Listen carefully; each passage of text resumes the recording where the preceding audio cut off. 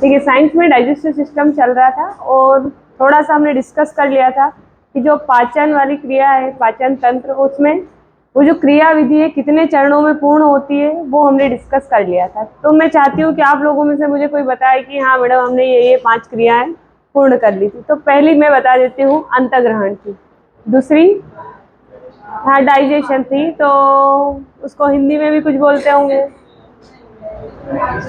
पाचन। फिर तीसरी लास्ट वाली नहीं चाहिए, तीसरी वाली चाहिए, एब्जॉर्प्शन था, अवशोषण जिसे कहते हैं। फिर एसिमिलेशन था। देखो, इंग्लिश माध्यम वाले बड़े अच्छे से बोल देते हैं मैडम एसिमिलेशन, ये हिंदी माध्यम वाले जो थोड़े रहते हैं वो है स्वांगीकरण जिसे कहते हैं। और पांचवी थी आपकी इजेशन। यही 5 चरण थे। हमने ये पूरा डिस्कस कर लिया था कि जो अंतग्रहण है वो मुख के द्वारा। फिर हम आगे चलते हैं तो पाचन वाली क्रिया। तो ये क्वेश्चन पूछा जाता है कि पाचन की क्रिया या डाइजेशन की क्रिया हमारे शरीर में कहाँ से शुरू या स्टार्ट हो जाती है। तो कहाँ से शुरू होती है?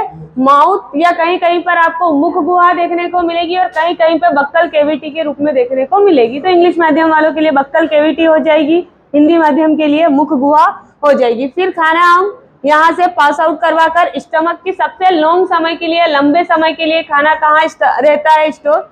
तो स्टमक के पास में रहता है। और यहाँ से फिर खाना कहाँ? तो आपकी छोटी आंत डिओडिनम। तो यहाँ वाले भाग से खाना पाचित होकर, कुछ भाग खाने का यहाँ पाचित होकर कहाँ आ जाता है? छोटी आंत में। और छोटी आंत वाले भाग में आपके खाने का अवशोषण होता है। ये कुछ चरण है जो सामान्य सी परिभाषा में पूछ लिया जाता है कि अवशोषण कौन से नंबर का चरण है पाचन में, या स्वांगीकरण कौन से नंबर का है। तो अवशोषण या किसके द्वारा किया जा सकता है शरीर के? तो अवशोषण आपकी स्मॉल इंटेस्टाइन या छोटी आंत के द्वारा किया जाता है। फिर उसके बाद हमने देखा स्वांगीकरण, एसिमिलेशन भी देख लिया था कि एसिमिलेशन का मतलब कि रक्त में उस खाने को प्रवाह कर देना और शरीर की प्रत्येक कोशिका या हर एक सेल तक क्या करना, ग्लूकोज जो भी खाना है वो पाचित होकर या टूट कर जो गया है वहां तक पहुंचाने की जो क्रिया होती है वही क्रिया कौन सी कहलाती है? स्वांगीकरण या एसिमिलेशन कहलाती है। और बाकी जो वेस्ट खाना है वो कहाँ? बड़ी आंत में। और बड़ी आंत में भी एक चीज का अवशोषण होता है जिसे जल और कुछ विटामिन अगर रह जाते हैं तो वो होता है। और बाकी एनस के थ्रू जो है वेस्टिजियल प्रोडक्ट क्या होता है? बाहर हो जाता है। और जो लास्ट वाली क्रिया है वही बहिक्षेपण या इजेशन के नाम से जानते हैं। हमने देख लिया। उसके साथ हमने एक और चीज देखी थी कि ये मुख गुहा है, इसके बारे में हमने पढ़ा था कि आपकी जो मुख गुहा जिसे हम माउथ भी कहते हैं, इसको बक्कल केविटी के नाम से भी जाना जाता है। और इसमें अलग अलग ऑर्गन है आपके शरीर में या मुख में जो डाइजेस्टिव सिस्टम में या यूं कहें कि पाचन तंत्र में भाग लेते हैं। पहला अगर कहें तो दांत का पूरा सेट है। ये पढ़ लिया था हमने कि दांत किसके बने हैं, ये भी पढ़ ही लिया होगा। इनेमल तो बाहरी ऊपर की व्हाइट जो कड़क कवच बोलते हैं वही है इनेमल। फास्फोरस का ही बनेगा कि कैल्शियम फास्फेट का बन जाएगा? तो बिल्कुल कि अगर पूछा जाए कि जो आपकी बक्कल केविटी में जो दांत है आपके वो किसके बने हैं, तो किसके बने हैं? कैल्शियम फास्फेट के। ध्यान रखना है, यौगिक पूछ लिया जाता है ये। इसके साथ हमने ये भी देखा था कि जो दांत होते हैं वो 2 बार आते हैं, मतलब द्विबार दंती कि दांत का वह गुण जो उसको 2 बार या यूं बताते हैं कि एक दूध के दांत है और दूसरे कौन से दांत है? स्थायी दांत है। उस गुण को क्या कहते हैं? तो वह द्विबार दंती कहलाता है। फिर हम आगे चलते हैं कि 4 प्रकार के दांत देखे थे हम कि काटने के अलग, चिरने के अलग, चबाने के अलग, और एक पीछे वाला जो अक्कल दाढ़ के नाम से फेमस है 4 दाढ़ जो है जो वेस्टिजियल के रूप में कुछ नहीं करती, मसूड़ा भरने में काम आ जाती है कभी कभी अगर खाना रह जाता है। आगे के दांत तो चबाने और पीसने के, फिर आपके काटने के, और इधर जो कुत्ते के देखना आप तीखे तीखे दांत होते हैं साइड में, हमारे थोड़े छोटे दांत है वो हम कुत्ते से थोड़े मॉडिफाई वाले हैं, मतलब ये तो सभी एनिमल ही है। अगर कोई हमें जंतु बोल दे तो बुरा नहीं मानना है, हम एनिमल किंगडम से ही बिलोंग करते हैं, ठीक है। तो वो जो दांत होते हैं वो चिरने के होते थे, ये भी हमने देख लिया था। फिर हमने दंत सूत्र भी देख लिया कि स्थायी जो दूध के दांत होते हैं मनुष्य में कितने होते हैं, तो उनकी संख्या 20 होती है। कितनी? 20 होती है, जिसमें कौन से दांत उपस्थित नहीं होते हैं? तो प्रीमोलार जिसे अग्रचर्णक कहते हैं। 4 दांत 4 प्रकार के होते हैं मनुष्यों में, कैनिन, इंसीजर, पहले इंसीजर ले लेते हैं, इंसीजर, कैनिन, प्रीमोलार और मोलार, ये तो अंग्रेजी माध्यम का हो गया। फिर अगर मैं हिंदी माध्यम से पूछूं तो कृतंक, रदनंक, अग्रचर्णक और चवर्णक। जो अग्रचर्णक तीसरे नंबर वाले दांत होते हैं वो दूध की दांत में उपस्थित नहीं होते। तो यहाँ से भी एक क्वेश्चन बन जाता है कि कौन से दूध के दांत में उपस्थित नहीं होते हैं, तो अग्रचर्णक नहीं होते। उसके बाद हम स्थायी दांत का अगर सूत्र देखें तो वो कितने होता है, 32, मतलब पूरा 32 वाला है। 21 23 21 23 नीचे कुछ करके निकालते हैं हम। जो 32 दांत है उसमें सभी दांतों की संख्या अगर पूछ लें तो ठीक है, वरना फिर वही कि उसमें अग्रचर्णक भी होगा, चवर्णक भी होगा, कृतक भी होगा और रजनंक भी होगा। ये सारा हमने कल डिस्कस कर लिया था। क्लियर है? तो हमें आज जो डिस्कस करना है इसके बाद वाले अंग, पहले हम अंग डिस्कस करेंगे। मतलब मैंने जब आपको पढ़ाया था तो ये भी बताया था कि जो डाइजेस्टिव सिस्टम है वो दो भाग में पढ़ा जाता है अध्ययन। एक एलिमेंट्री किनार जिसे आहार नाल कहते हैं, और एक होती है पाचक ग्रंथियां। क्योंकि अगर दोनों को एक साथ पढ़ लेते तो थोड़ा मिक्स हो जाता है। तो पहले हम आहार नाल के सारे भागों के बारे में पढ़ेंगे, कौन सी चीज कहाँ उपस्थित है, क्या कार्य है, और उसके बाद उन ग्रंथियों का भी नाम पढ़ेंगे और उन ग्रंथियों से निकलने वाले रस का भी अध्ययन करेंगे कि ये अध्ययन जो प्रोटीन का पाचन कहाँ हो रहा है, कौन सा एंजाइम करवा रहा है। यही क्वेश्चन पूछ रहे हैं, यही पूछते हैं कि प्रोटीन का पाचन कौन सा करवाता है, कौन सा एंजाइम करवाता है, केसिनोजन प्रोटीन का जो पाचन है केसिन के रूप में कौन करवा रहा है। तो ये सारे क्वेश्चन बनते हैं आपके एग्जाम में, तो वो सारी डिस्कस हम आज की वीडियो में करेंगे। और ये हाँ आपके लिए क्लास है। क्लियर है? तो ये आपका सेलावरी ग्लैंड। एक और चीज की पोजीशन बता देती हूँ मैं आपके, जैसे ही वही मनपसंद चीज अगर सामने आ जाती है तो हमारे मुख में लार आ जाती है। जैसे हम पानी बोलते हैं, पानी आ रहा है यार, वो पानी नहीं, वो लार है। हालांकि उसमें 99% जल ही है, लेकिन वो क्या है, लार है। तो जो आपकी लार ग्रंथि है वो कितनी ग्रंथि है, 3 है। एक तो कान के पीछे, मतलब कान, तो कान भी 2 है, एक यहाँ और एक यहाँ जोड़े में। दूसरे आपकी जीवा के नीचे, और दूसरे आपके यहाँ जो जबड़े हैं इनके नीचे, मतलब पेयर में 2 यहाँ, 2 जीवा के यहाँ और 2 कान पर। और इनमें से अगर पूछे कि सबसे बड़ी ग्रंथि कौन हुई, तो फिर कौन सी होती है, सेलाइवर में कान वाली, जो कान के पास में होती है, वह सबसे सेलिवरी ग्लैंड में या लार ग्रंथि में सबसे बड़ी। इन तीनों में कौन बड़ी, तो आपके कान वाली ग्रंथि बड़ी। उसके बाद ये है आपकी, आगे नाम भी आएगा, पेराटाइट ग्रंथि बोलते हैं इसको। फिर इसोफेगस, ये कि खाने का पाचन कहाँ नहीं होता है, या खाने में पाचन में पार्टिसिपेट कौन नहीं करता है, तो आपकी ग्रसनी या ग्रसिका या ग्रासनली। इंग्लिश मीडियम में तो सीधा लिखा है ग्रासनली। फिर स्टमक जो नया है उसके लिए इसे पेनक्रियास, अग्नाशय, ये वाला जो गुलाबी रंग का दिख रहा है लीवर, यकृत है, ये पित्ताशय है जिससे पित्त रस निकलेगा, और पित्त रस का निर्माण तो अपना लीवर करेगा, थोड़ी देर बाद करेगा, पढ़ेंगे। ये पेनक्रियास। फिर आते हैं तो यहाँ पर ये जो भाग है ये डिओडिनम होता है, छोटी आंत का ही भाग है, ठीक है। उसके बाद है ये बड़ी आंत और यह है आपकी छोटी आंत।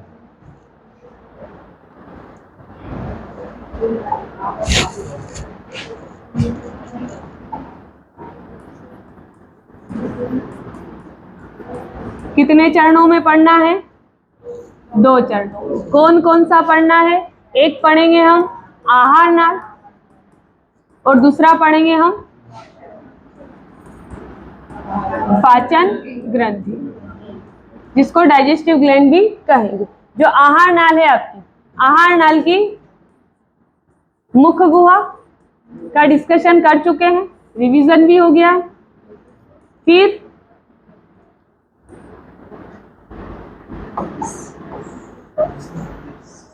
ग्रासनी आएगी,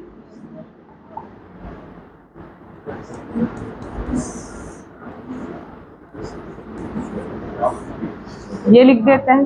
फिर अमाशय, और फिर आपका आंत, और आंत में दोनों ही आ जाएगी, छोटी आंत और बड़ी आंत। पाचन ग्रंथि में लार ग्रंथि, फिर आपकी यकृत भी ग्रंथि है। सबसे बड़ी ग्रंथि पूछे तो कौन सी, यकृत ग्रंथि। सबसे बड़ा अंग भी पूछ ले शरीर के अंदर का तो कौन सा होगा, लार, यकृत, और एक और है आपका अग्नाशय। ये कुछ ग्रंथियां हैं जो पाचन में सहायता करती हैं, ठीक। देखिए ग्रासनली,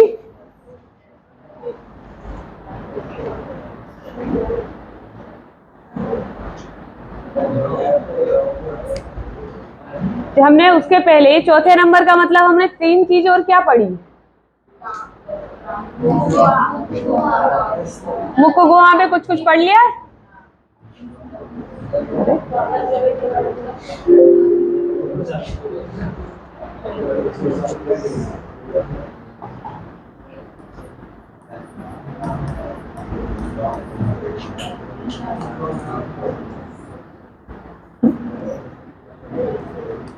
दांत पड़े, ग्रसनी जो कॉमन चेम्बर है कि हवा लो तो भी उसमें से होके जाएगी और खाना लो तो भी उसमें से होके जाएगा। और कुछ पढ़ा है क्या? तो थोड़ी सी हमने ग्रंथि के बारे में भी डिस्कस किया था। आगे इसके कार्य हम बाद में पढ़ेंगे। एक और है आपकी जीभ।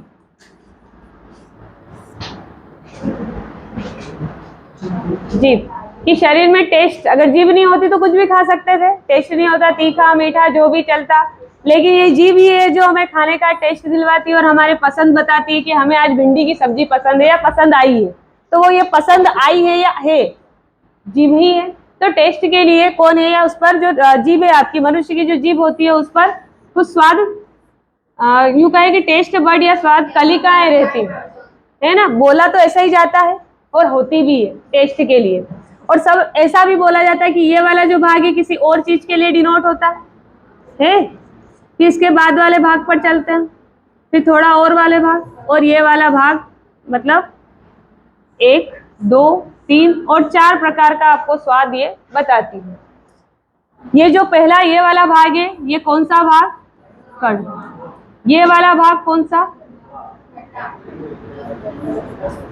खट्टा। फिर ये वाला भाग नमकीन, फिर मीठा। यही कुछ है? हाँ 2 मिनट फिर बताती हूँ। टेस्ट है तो कहीं पे भी रख लो, सब जगह टेस्ट एक ही आता है, लेकिन विज्ञान जब बुक में पढ़ते हैं तो ऐसा जीभ बनाते हैं और ऐसा टेस्ट, लेकिन ऐसा कुछ नहीं है कि कहाँ से टेस्ट। अगर मीठा यहाँ भी रखोगे, मतलब इस वाले भाग को छोड़कर यहाँ रख दोगे तब भी मीठा ही लगेगा। हाँ वही तो, वही बता रही हूँ ना कि बुक में ऐसा लिखा है, मान लो। कभी कभी बुक में पढ़ा हुआ चीज माननी पड़ती क्योंकि टिक लगाना है वहां पे। ठीक है, तो यहाँ मीठा, फिर नमकीन, फिर खट्टा, फिर कड़वा। और अच्छा है किसी ने ये नहीं पूछा कि मैडम तीखा वाला कहाँ मिलेगा, है ना। वो कहीं कहीं पढ़ाती हूँ तो बोलते हैं कि मैडम फिर हम तीखा मिर्ची कहाँ लगेगी, है ना। तो मिर्ची यहाँ नमकीन वाले भाग में, क्योंकि नमकीन में तो सभी चीज होती है ना, मीठा भी होता है, तीखा भी होता है, खट्टा भी होता है, सारा। तो मिर्ची नमकीन वाले को दी। ठीक, चलो तो ये 4। फिर इसमें चलते हैं हम ग्रासनी। जो ग्रासनी जिसे फेरिंग्स कहते हैं, पीछे की ओर लगभग 25 सेंटीमीटर लंबी, 25 सेंटीमीटर से 30 मिलीमीटर मोटी लंबी संकरी पेशी नली में खुलती है, जिसे हम क्या कहते हैं? ग्रसनली कहते हैं। ग्रासनली। एक और चीज है, ओसोफेगस नहीं होता, इसे इसोफेगस कहते हैं। ठीक, ग्रास नली में पाचन ग्रंथियों का अभाव होता है, भोजन का अमाशय में सरकने में मदद करती है। और इसके लिए ग्रास नली की दीवार में कौन सी गति? तो आपसे ये पूछा जाता है कि ग्रास नली में जब खाना निगलते हैं, हम खाते हैं, उस समय तो हमारा जो लेरिंग्स और फेरिंग्स दोनों ही खुले रहते हैं क्योंकि सांस की जरूरत होती है। लेकिन जैसे ही खाना गटकते हैं या उतारते हैं तो वो जो ढक्कन लग जाता है लेरिंग्स पे, और फिर जब आपका, हाँ, इपिग्लोटिस कहते हैं जिसे, तो ढक्कन जब लग जाएगा तो खाना कहाँ जाएगा? आपकी ग्रास नली, एसोफेगस में। और वो कौन सी गति से जाएगा? क्रमाकुंचन। ये कौन सी गति है? समझो इसको कि ये रबर का पाइप है और इसमें वो छोटे कंचे खेलते थे बचपन में, हाँ अभी भी खेलते हो, तो वो, हाँ वही कि इसमें अगर डाल दो, रबर का है तो हमें दबा के फिर आगे सरकाना पड़ेगा, छोटा है फिर दबाओ तो फिर आगे सरकाना पड़ेगा, मतलब गति कुछ ऐसी हो जाएगी शायद ऐसी वाली कि अगर आपने वो कंचा जो है यहाँ है तो अभी यहाँ मोटा होगा, थोड़ी देर बाद अगर इसको यहाँ खिसकाएंगे तो ये वाला भाग मोटा हो जाए, ऐसा ही कुछ। बस ये वाली जब गति होती जाएगी और ये चीज खाना जब आगे बढ़ता जाएगा, यही गति कौन सी कहलाती है? क्रमाकुंचन गति। क्लियर है कि इसोफेगस में खाना किस गति के से जाता है? तो क्रमाकुंचन से जाता है।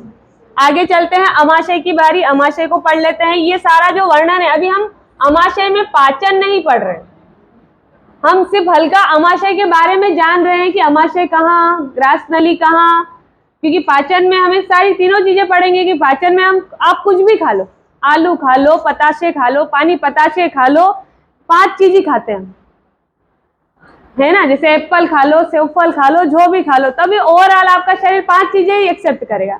आप मुझे बता पाओगे कि 5 कौन कौन से? हाँ, कहीं से आवाज तो सही आ रही है। एक तो कार्बोहाइड्रेट, प्रोटीन, वसा, हाँ विटामिन वाला भाग मतलब खनिज, लवण और जल। कुछ भी खा लो, जैसे आज मेरा व्रत है, मैं आज खाना नहीं खाऊंगा तो मैं आलू खाऊंगा, फरियाल खाऊंगा, खा तो कार्बोहाइड्रेट ही रहे। मतलब आपका शरीर 5 ही चीज खाता है, चाहे आप कुछ भी खा लो। कि आज मुझे मीठा खाना है, तब भी आपका शरीर क्या खाएगा? कार्बोहाइड्रेट ही खाएगा। मतलब ओवरऑल घूम के जो पाचन तंत्र पढ़ते हैं तो हम 5 चीजें ही पढ़ते हैं और उसी का वर्णन देखते हैं, चाहे कुछ भी हम जिम ले खाने में। तो चलते हैं आमाशय की बात। यह लगभग कितने सेंटीमीटर? 25 से 30 सेंटीमीटर लंबा और 7 सेंटीमीटर चौड़ा। इसका ये पूछ लेते हैं कि ये कहाँ मिलेगा आपको? तो कहाँ मिलेगा? डायफ्राम के नीचे उदर गुहा की बाईं ओर स्थित होता है। बाईं ओर, यहाँ ध्यान रखना, जब मैं दायां पढ़ाऊंगी तब बताऊंगी कि यकृत है वहां पर, और वहां दिख भी रहा होगा। ठीक, अब चलते, अब वापस इधर फोकस कर लो। शिशुओं में कभी कभी जठर निर्गम ठीक से कार्य नहीं करता, ये आपके लिए आईएमपी पॉइंट हो सकता है। बाकी आमाशय सभी पढ़ाते हैं, पाचन भी पढ़ेंगे, लेकिन हमने देखा होगा कि शिशु जब, मतलब छोटे बच्चे जब दूध ज्यादा पी लेते तो निकाल देते हैं। देखो, शिशुओं में कभी कभी जठर निर्गम ठीक से कार्य नहीं करता, जिससे पिए दूध को वापस मुख से क्या कर देते हैं। हालांकि वो दही जैसा लगता है बाहर निकलने के बाद, तो जठर थोड़ा फट जाता है, ठीक है, दूध वापस मुख से बाहर निकालते हैं। और इसी दशा को आपको याद क्या रखना है? पाइलोएस्पिरेशन। ये आपके काम का, कि जब दूध का निकल जाता है, छोटे बच्चों में क्वेश्चन यही पूछेगा, तो उसे क्या कहते हैं? तो उसे पाइलोएस्पिज्म कहते हैं। दिख रहा है?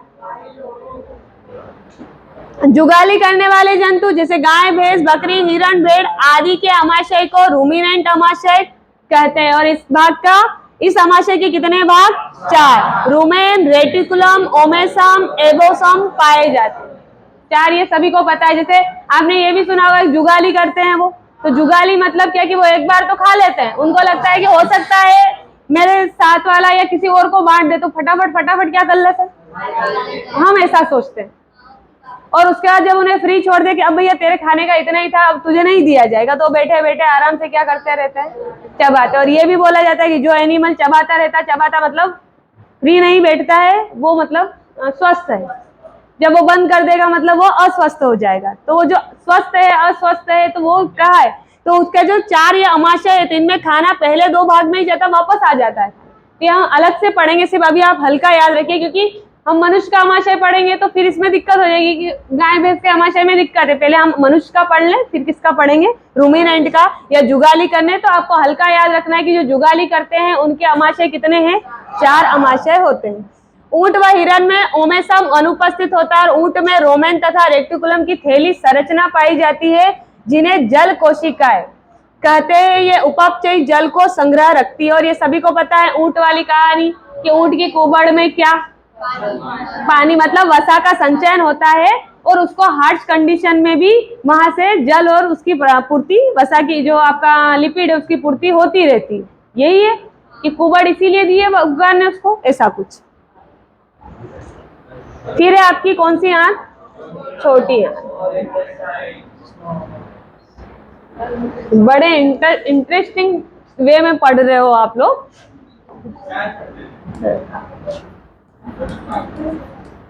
आंत पढ़ेंगे पहले, ठीक है, कि आंत। तो आपके शरीर में आंत वाला भाग, आमाशय की जो भाग खत्म होता है, और आमाशय अगर मैं बनाऊं तो ऐसा कुछ बनेगा। और उसके बाद यहाँ से शुरू कहानी, तो यहाँ से जब कहानी शुरू होती है तो बस यही कहाँ की किसकी कहानी शुरू हो जाती है? आंत की। मतलब पहला जो खाना है वो आमाशय के बाद कहाँ जाता है? तो छोटी आंत में जाता है, और उसके बाद कौन सी आंत में जाता है? बड़ी आंत में जाता है। तो पहले हम किसको डिस्कस करेंगे? छोटी आंत को। फिर हम किसको डिस्कस करेंगे? वो ऐसा वाला जो भाग है, इस वाले आंत को हम डिस्कस करेंगे। तो देखते हैं, छोटी आंत भोजन के पाचन और अवशोषण का केंद्र। तो ध्यान रखना, वहां पाचन के साथ साथ क्या होता है? अवशोषण। उसके लिए एक और चीज की, सबसे अधिक हमारे शरीर में पाचन कहाँ होता है? तो छोटी आंत में। तो क्लियर है कि पाचन का भी केंद्र है और किसका केंद्र है, अवशोषण का भी है। यह लगभग 6 से 7 मीटर और 6.5 एवरेज मानो तो 6.5 या 6 से 7 मीटर लंबी तथा 2.5 सेंटीमीटर चौड़ी और अत्यधिक कैसी होती है, कुंडलित होती है। इसीलिए समा रही है कि हमारा पेट, तो हम बैठ भी रहते हैं, कभी टेढ़े हो जाते हैं, कभी इधर हो जाते हैं, बस वाला बोलता है भैया उधर खिसक, तो तीसरे को भी बिठा लेते हैं। तो बेचारी उस आंत का होता क्या है, तो वही की फोल्डिंग होती है। देखिए वहां पर भी डायग्राम है, तो फोल्डिंग में कुंडली नुमा संरचना में पूरी पैकिंग में ऐसी बनी रहती है। छोटी आंत की आंतरिक सतह पर 4 या 5 लाख उंगली सदृश संरचना, ये क्वेश्चन पूछा जाता है कि उंगली नुमा, छोटी आंत में उंगली नुमा जो प्रवर्ध पाए जाते हैं वो क्या कार्य करते हैं और वो उन्हें क्या कहते हैं। तो उन्हें क्या कहते हैं, या तो रसांकुर कह दीजिए, शेषणांकुर कह दीजिए, और इंग्लिश माध्यम के लिए उसे विलाई कहते हैं या विली, दोनों ही प्रोनाउंसिएशन होते हैं। किसी बुक में आपको विलाई लिखा हुआ मिलेगा तो किसी बुक में आपको विली लिखा हुआ मिलेगा। और ये है इसकी स्पेलिंग, ये रहा विलाई। रसांकुर विलाई तथा माइक्रो विलाई भोजन के पाचन तथा अवशोषण के लिए क्षेत्र को बढ़ाते हैं। कैसे बढ़ाते हैं मुझे बताएं कि एक सरफेस एरिया, एक लाइन ऐसी है या एक पाइप ऐसा है और एक पाइप का जो ये वाला जो भाग है, इस वाले भाग को ऐसा कर दिया गया है अंदर से दोनों तरफ से ऐसा। तो मुझे बताए कि सरफेस एरिया मतलब क्षेत्रफल तो सभी पढ़ते हैं, है ना। तो इस वाले अंदर वाले इस वाले भाग का जो एरिया है, ये वाला भाग, ये वाला अधिक है या ये जो गया है ये वाला अधिक। ये कौन सा, मैं ए बी लिख देती हूँ, ये ए है और ये बी वाला है। बी वाला है क्योंकि अगर इस डोरी को अगर हम खींचे तो थोड़ी और लंबी हो जाएगी, ऐसा ही कुछ। तो खाने का जब अवशोषण, अवशोषण का मतलब जैसे कोई गद्दी है, स्पंज होता है, उसमें पानी डालते हैं तो अवशोषित हो जाता है। बस वही यहाँ पर भी सिस्टम होता है कि जब हम खाना लेके या पाचन होता है तो उसको अवशोषण के लिए यहाँ पर क्या किया जाता है, अवशोषित किया जाता है। तो इस वाले भाग में खाना कम जाएगा क्योंकि सरफेस एरिया कम है, मतलब क्षेत्रफल कम है, और इस वाले जगह से यहाँ सब जगह से खाना अवशोषित होगा। तो जो आपकी छोटी आंत है उसमें छोटी छोटी उंगली नुमा क्या पाए जाते हैं, प्रवर्ध पाए जाते हैं जो सतह को बढ़ाते हैं, और सतह को बढ़ाएंगे तो ज्यादा जगह से क्या होगा, खाना अवशोषित होगा। तो जो आपकी विलाई या रसांकुर है क्या हेल्प करते हैं, तो वो सतह या क्षेत्रफल को बढ़ा के क्या करते हैं, खाने के अवशोषण की जगह को बढ़ाते हैं, ताकि जितना खाना पाचन हुआ है या पाचित हुआ है, अधिक से अधिक खाना क्या हो जाए, अवशोषित हो जाए और उसे कहाँ मिला दिया जाए, रक्त में मिला दिया जाए, ताकि शरीर की प्रत्येक कोशिका तक वो सप्लाई हो जाए। क्लियर है। तो यहाँ पर रसांकुर या विलाई या माइक्रो विलाई भोजन के पाचन और अवशोषण के लिए क्या करती है, क्षेत्र को बढ़ाती है। वैसा ही हमने फेफड़े वाले में भी पढ़ा था कि फेफड़े में भी आपकी वायु कोशिका पाई जाती है, वही वायु कुपिका पाई जाती है जो बेलून आकार की होती है। चाहते डब्बा भी बना सकते थे, लेकिन उनका आकार भी कैसा होता है, ऐसा वाला है। तो वहां भी ये जो है इसको ऐसे वे में क्यों दिया है, तो वहां भी सतह क्षेत्र बढ़ा रहा है, और ये जो माइक्रोविलाई है यहाँ भी क्या कर रही है, सतह क्षेत्र बढ़ा रही है।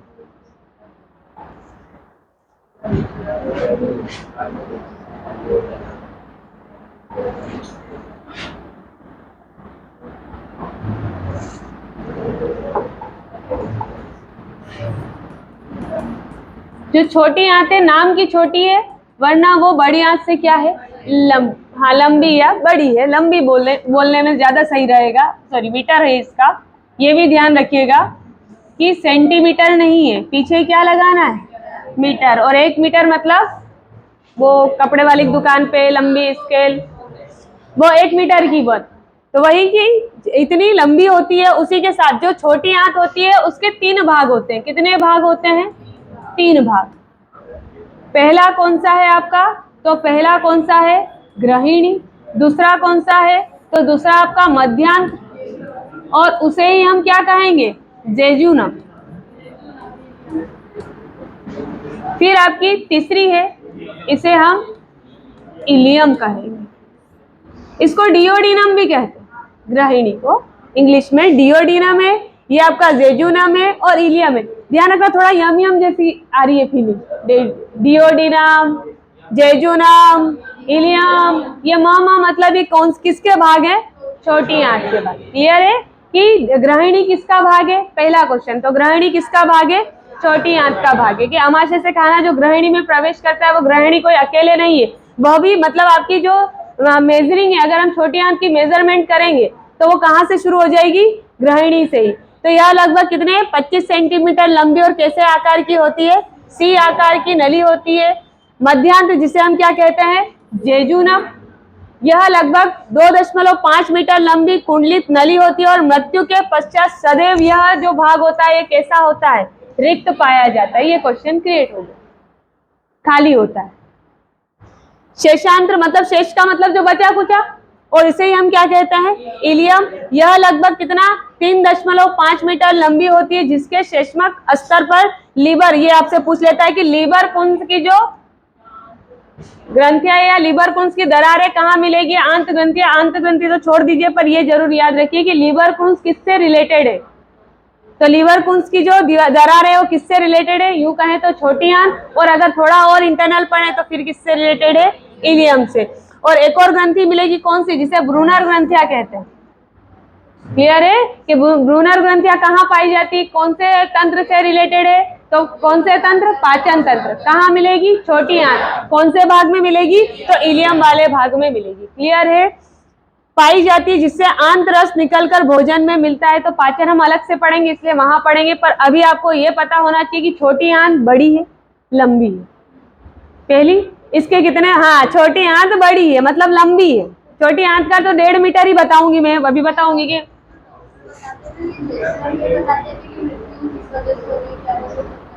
मृत्यु तो बहुत प्रकार से हो सकती है। वो कौन सा डॉक्टर क्या बता रहा है,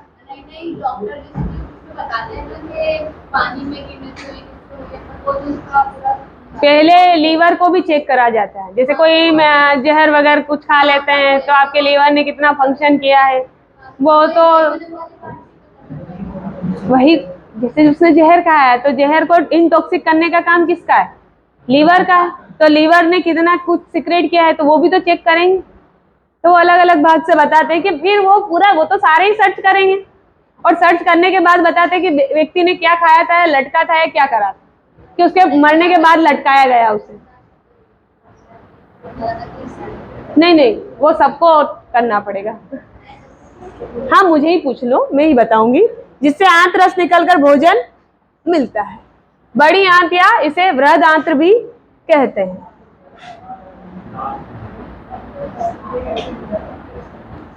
यह लगभग कितनी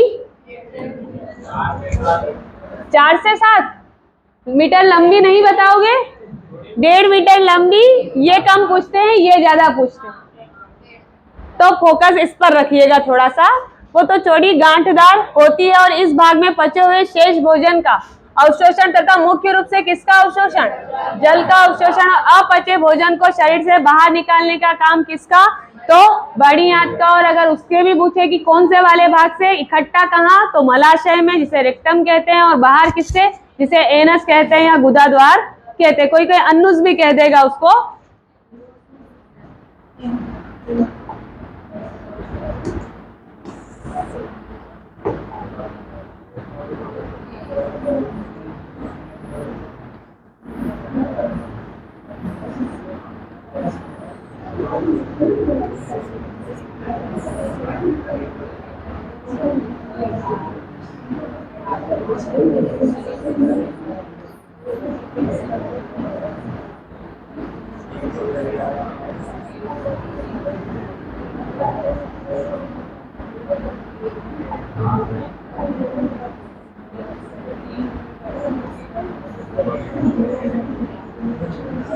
हाँ ये छोटी आंत स्पेशल बनाई है मैंने।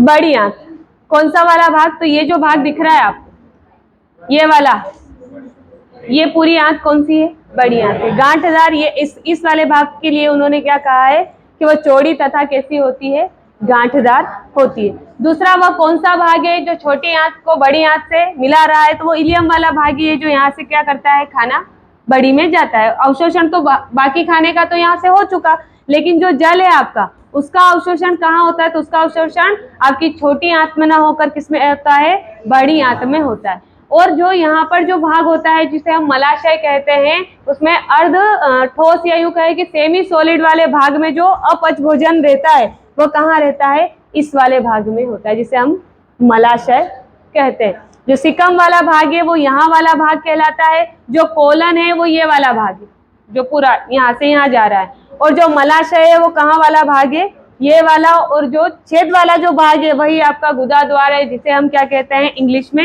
एनस कहते हैं।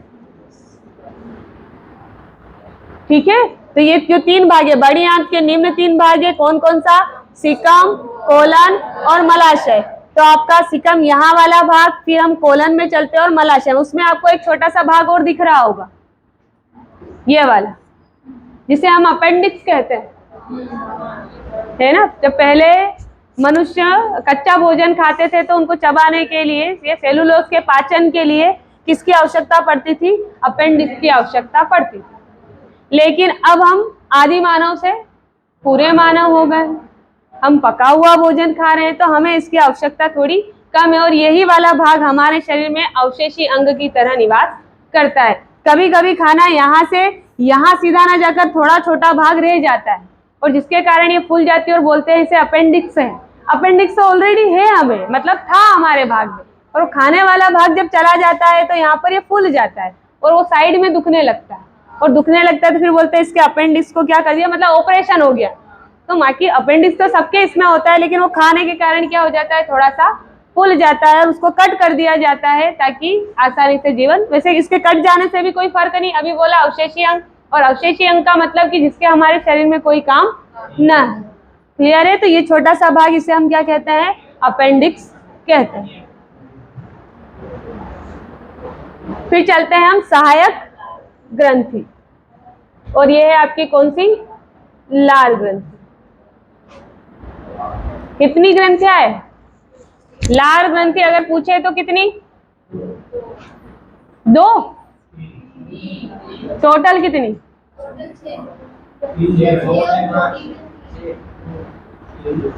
माना कि इसके बाल होते तो यहाँ कान होता है ना, और ये मुख है ना, ठीक।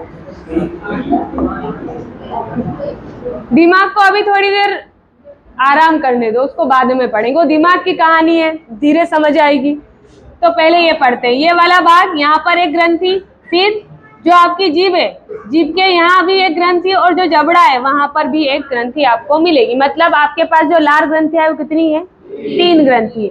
जोड़े में 3 पूछे और टोटल कितनी है, 6 हो जाएगी। एक कान यहाँ तो दूसरा यहाँ है, मतलब 2 ग्रंथि। फिर से बोल दूं, जीभ के नीचे भी 2, और जबड़े के पास एक जबड़ा इधर दूसरा इधर, तो 2। तो आपका मुख आगे ग्रसनी और बाद में ग्रसिका में खुलता है, सबको पता है इतना भी। मुख गुहा में लार ग्रंथि की नलिकाएं भी खुलती है, और मनुष्य में 3 जोड़ी लार ग्रंथि होती है। आगे जोड़ी, चप्पल मतलब एक चप्पल नहीं, चप्पल की जोड़ी ही बोलते हैं, ठीक है। लार ग्रंथियां पाई जाती है, जिसमें पहली जो ग्रंथि है जिसे अधोअनु, शुद्ध हिंदी में कहें तो क्या है, अधोअनु, या अगर उसे हम चलती फिरती है इंग्लिश वाली भाषा में तो पैरोटिड ग्रंथि। यह कान, दोनों कानों के नीचे एक एक उपस्थित होती है, और यह सबसे बड़ी लार ग्रंथि है, पहले ही हम डिस्कस कर चुके हैं। फिर चलते हैं अधो मैक्सिला या सब मैक्सिलरी ग्रंथि है, जबड़े वाली ग्रंथि है। मैक्सिलरी को जबड़ा, बेडी बदिए वाला भाग। यह जबड़े के मध्य में मैक्सिला अस्थि के दोनों ओर और एक एक उपस्थित होती है, जो वार्टन, ये आपको याद रखना है कि इसकी नलिका कहाँ खुलती है, तो वार्टन नलिका द्वारा खुलती है। अभी इन्होंने बोला कि नलिका में भी खुलती है, तो वो कौन सी नलिका, तो आपकी जो अधोमैक्सिला ग्रंथि है वो कौन सी नलिका में खुलती है, तो वार्टन नलिका में खुलती है। और तीसरी ग्रंथि है आपकी कौन सी, अधोजिह्वा, या जिसे सबलिंगुअल ग्रंथि कहते हैं। यह जिह्वा से समझ में आ ही रहा है, और ध्यान रखना जब जिह्वा से हमें समझ में आने लगता है तो एग्जाम वाले ये वाला नहीं देते, है ना।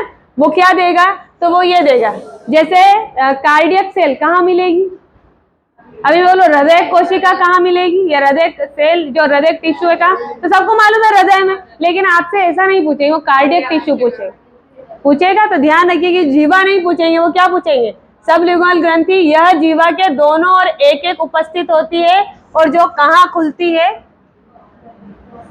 जो बथोलिन या रिविनस नलिका द्वारा खुलती है, ये है ना। क्लियर है, ग्रंथियां कितनी, लार ग्रंथियां कितनी, 3। फिर चलते हैं लार। अब लार के बारे में थोड़ा सा डिस्कस करके कि लार ग्रंथि से क्या स्रावित होता है। तो लार ग्रंथि से क्या स्रावित होता है? लार मतलब हम तो पानी ही बोलते हैं उसे, लेकिन वो पानी नहीं है, पानी तो हम पीते हैं, उसके बाद जो मुख में जाने के बाद कुछ और ही बन जाता है। तो क्योंकि उसमें एंजाइम होता है, पहले चलते हैं, सभी लार ग्रंथियां लार का स्त्राव करती है, जिसमें कितना प्रतिशत? 99% कितना? जल है आपका, और 1% क्या होता है? पाचक एंजाइम, और उसी को बोलते हैं टाइलिन। बहुत बार क्वेश्चन आता है कि टाइलिन किसके द्वारा स्त्रावित होता है, ये कहाँ स्त्रावित होता है? तो मुख में स्त्रावित होता है। किसके द्वारा स्त्रावित होता है? तो लार ग्रंथि के द्वारा स्त्रावित होता है। और टाइलिन किसका पाचन करता है? हालांकि पाचन अभी थोड़ी देर से पढ़ेंगे, पर टाइलिन किसी का तो पाचन करेगा। स्टार्च का पाचन करके किस में बदल देता है? तो माल्टोज में बदल देता है। अच्छा लिखा भी है, टाइलिन स्टार्च का पाचन करके उसे माल्टोज में परिवर्तित करने का कार्य करता है। और ये क्वेश्चन देखो 3-4 प्रकार से पूछेंगे। टाइलिन बड़ा आईएमपी आपके लिए, जीवन के लिए, एग्जाम पॉइंट ऑफ व्यू। पहला क्वेश्चन, टाइलिन किसके द्वारा स्त्रावित?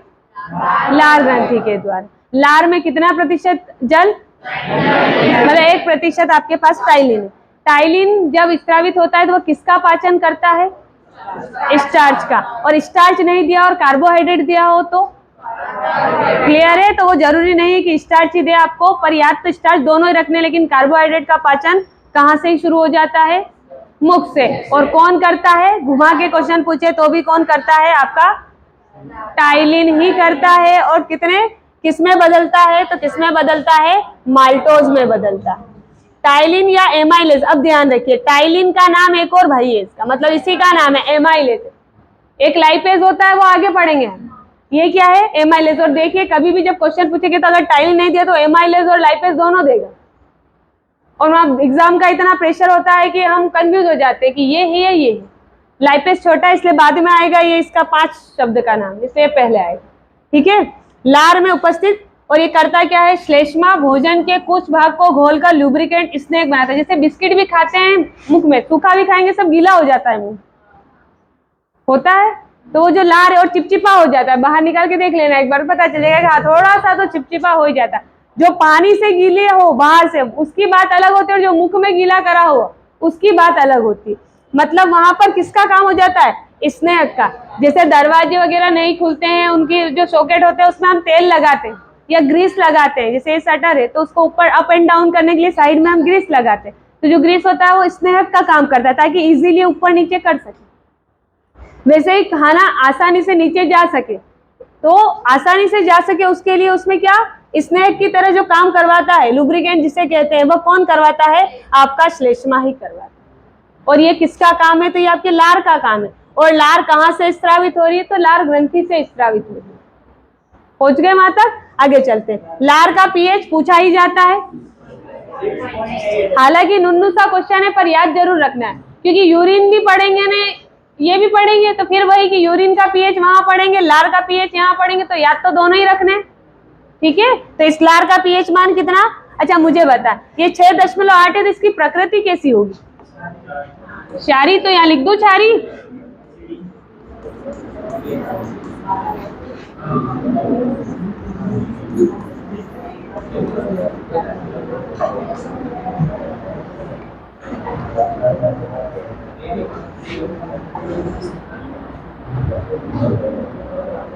एक वयस्क मनुष्य में लार का स्त्राव लगभग कितना? 1 से 2 लीटर प्रतिदिन होता है।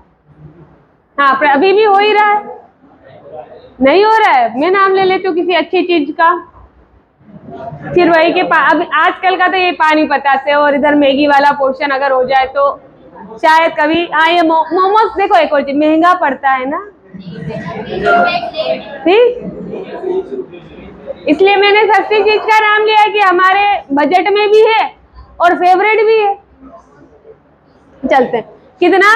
1 से 2 लीटर प्रतिदिन होता है। लार में उपस्थित लाइसोजाइम और थायोसाइनाइड आयन, ध्यान रखना है कि जो टाइलिन है आपका उसमें 2 आयन उपस्थित होते हैं, एक है लाइसोजाइम और दूसरा है थायोसाइनाइड आयन। भोजन के साथ आए सूक्ष्म जीवों को मारने का कार्य करते हैं। कि कौन से आयन आपके सूक्ष्म जीवों को मारने में हेल्प करते हैं? तो ये 2 जो आयन है यह लार के साथ ही घुले मिलेंगे।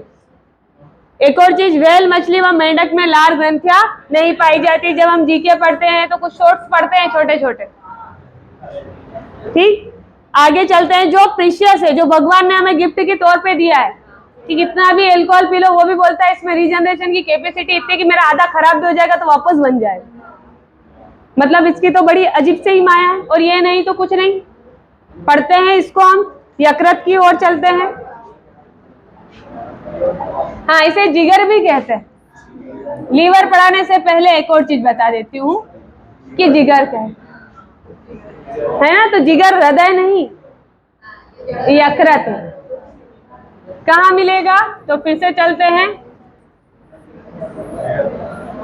ये अमाशय और इस वाले भाग में है ना। मैंने बोला था कि बाईं ओर अमाशय आ गया तो दाईं ओर किसका काम है?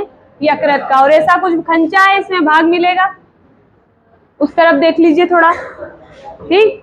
और यहाँ पर जो है, यहाँ पर आपको थोड़ा सा भाग मिलेगा जिसे हम पित्ताशय का है, यही है। आगे चलते थोड़ा पढ़ लेते हैं। यकृत उदर गुहा के कौन से वाले भाग में?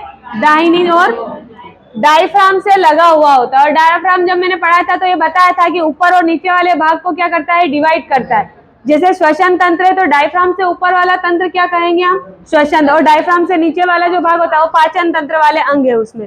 तो यह डायफ्राम से लगा हुआ, और मनुष्य के शरीर की सबसे बड़ी प्राचक ग्रंथि कौन सी कहलाती है? यकृत। सबसे बड़ी ग्रंथि भी कौन सी कहलाती है? यकृत की। पुनरुत्भवन की या रीजनरेशन की कैपेसिटी भी किसमें होती है? यकृत में। इसका वजन भी पूछ लें तो वजन कितना होता है? तो 1.5 kg, 1.5 किलो के समथिंग होता है। लगभग जरूर लगा दीजिएगा क्योंकि छोटा बड़ा चलता है, पर ऑन एवरेज आपको 1.5 kg का मिलेगा।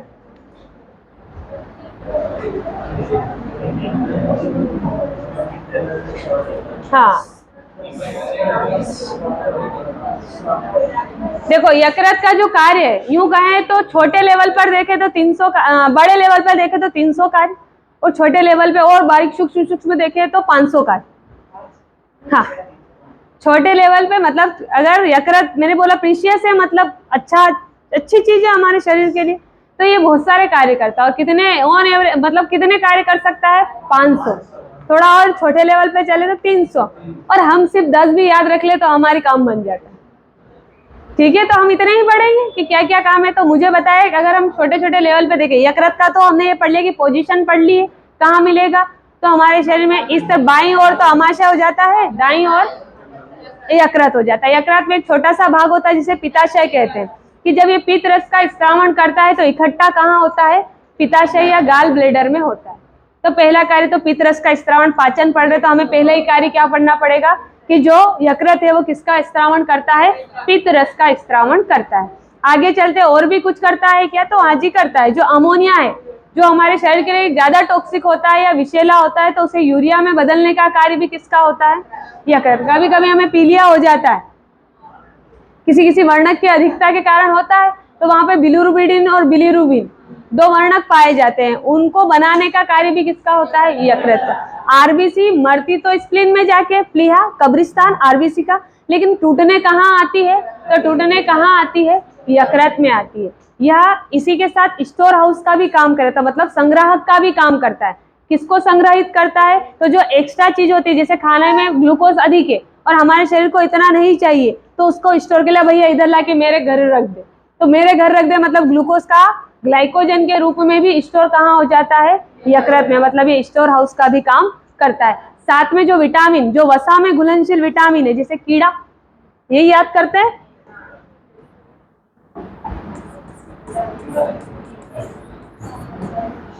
KEDA, ये वसा में कौन से हैं? घुलनशील है। तो ये वसा में घुलनशील जितने भी विटामिन है, ये भी किसके द्वारा संचय किए जाते हैं? तो यह भी यकृत के द्वारा संचय किए जाते हैं। मतलब बहुत सारे काम इसके होते हैं। क्लियर है? उसी के साथ एक हिपेरिन नाम सुना होगा आपने, हिपेरिन प्रोटीन, और कहीं कहीं पर ये मात्रा नहीं लगाते हैं, हिपरिन कह देते हैं। दोनों एक ही है। क्या काम है इसका? ये एक प्रोटीन है, ये रक्त को जमने से, थक्का जमने से रोकता है शरीर के अंदर, यही है। तो इसका भी स्त्रावण कौन करता है? यकृत। मतलब यकृत ने बहुत सारी जिम्मेदारी ले रखी है। और अगर हम जैसे कुछ हल्का फुल्का विषैला भी खा लेते हैं तो उसे इनटॉक्सिक करने की जिम्मेदारी भी किसकी है?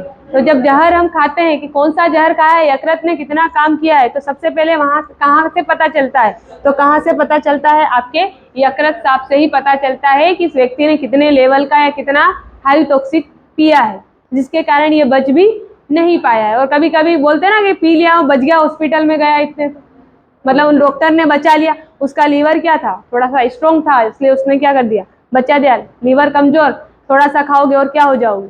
गुड़क भी सकते हैं। तो वही कि लीवर बहुत बड़ी अच्छी चीज है, जैसे दिमाग बहुत बड़ी अच्छी चीज है, वैसे ही अच्छी तो सारी चीजें एक और चीज है ना, फ्री में जो मिली है। चलते हैं यकृत के कार्य। पहला ऊपर से पढ़ते हैं हम, थोड़ा सा ये वाला पढ़ लेते हैं। पित्त रस का निर्माण होता है जो पित्ताशय जिसे गाल ब्लेडर में संग्रहित हो जाता है, और यकृत चॉकलेटी रंग का कोमल द्विपालित अंग। ये द्विपालित का मतलब ऐसा है, ऐसा वाला भाग, तो इसमें ऐसा जब हम बनाते तो ऐसा कर देते, एक पाला ये और दूसरा पाला ये, दो। यकृत के कार्य, तो पहला कार्य आपका पित्त का स्त्रावित पित्त हरे रंग का, किसे रंग का होता है? हरे रंग।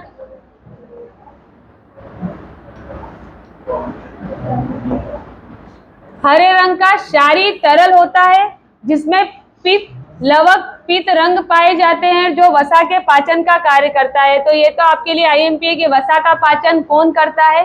तो पित्त रस के द्वारा पाचन में फिर हम पढ़ेंगे का कार्य करता है। यकृत द्वारा प्रतिदिन कितना? 500 से 1000 मिली पित्त का स्त्रावित होता है। और पहला तो हो गया पित्त का स्त्रावन, पाचन पढ़ रहे इसलिए पहला प्राथमिकता हम इसको देंगे। दूसरा विटामिन का संश्लेषण, विटामिन ए का निर्माण बी कैरोटीन से यकृत द्वारा किया जाता है, और यकृत कोशिका कैरोटीन से विटामिन ए का संश्लेषण करती है, और इसी के अतिरिक्त विटामिन ए और विटामिन डी भी यकृत में संचित रहते हैं। तो संचित के साथ साथ ये निर्माण का भी कार्य करता है। हमें पता है कि हमारे शरीर में विटामिन डी का निर्माण हो सकता है। और फिर वही कि सनशाइन विटामिन, मतलब धूप में जाएंगे तो वही कि जो यूवी रेज होती है हमारे शरीर की कोलेस्ट्रॉल वाली जगह पर गिरेगी तो वहां पर एक्टिविटी होगी, और किसका निर्माण होगा? विटामिन डी का। इसी के साथ विटामिन से ये भी याद रखना है कि विटामिन जिसे हम लेते हैं वैसा कि वैसा ही शरीर के द्वारा ले लिया जाता है, इसे तोड़ना फोड़ना नहीं पड़ता। जैसे कार्बोहाइड्रेट टूट रहा है, अभी थोड़ी देर पहले लार वाले भाग में टूटा था, माल्टोज में बदला है, मतलब एंड तक हमें ग्लूकोज तक जाना है, तो वो टूट रहा है।